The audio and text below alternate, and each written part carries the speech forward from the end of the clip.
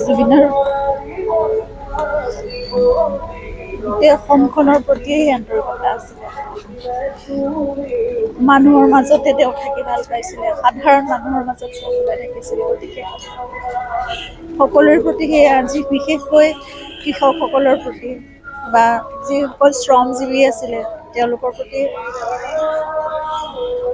সদায় বহুত বেছি মৰম আছিল।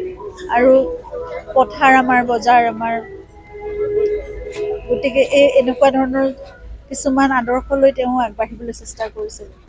সীতা জখলাৰতো তেওঁ নিজৰ পৰিয়ালৰ মানুহ আছিল, গতিকে সকলোৰে কাষত তেওঁ আছিল আৰু সেইকাৰণে তেওঁৰ কাষতো সদায় গোটেই পৃথিৱীখন আছিল।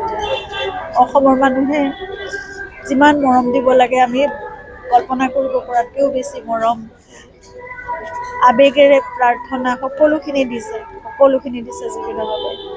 এতিয়া তদন্ত চলি আছে, সেই ন্যায় আমি পাব লাগে আৰু তদন্তৰ উচিত বিচাৰ সোনকালে হওক। আমি সোনকালে তাৰ যিটো ফলাফল ওলাব লাগে, যিটো ৰিজাল্ট, সেইটো আমি যাতে অতি সোনকালে পাওঁ, সেয়াই ন্যায় ব্যৱস্থাৰ ওচৰতো আমাৰ অনুৰোধ, আমাৰ প্ৰাৰ্থনা। সঁচা কথাটো ওলাব লাগে। এতিয়া আমি কিয় হেৰুৱাব লগা হ'ল এনে এজন ব্যক্তি যি সদায় মানুহৰ মাজৰ মানুহ আছে। আজি নতুন এটা ধাৰা সংশোধন কৰিছে, 103 সেয়াই ন্যায় ব্যৱস্থাই তেওঁলোকৰ নিজৰ মতে কৰি গৈ আছে। আমিতো এই কথাবোৰ ইমানকৈ নাজানো।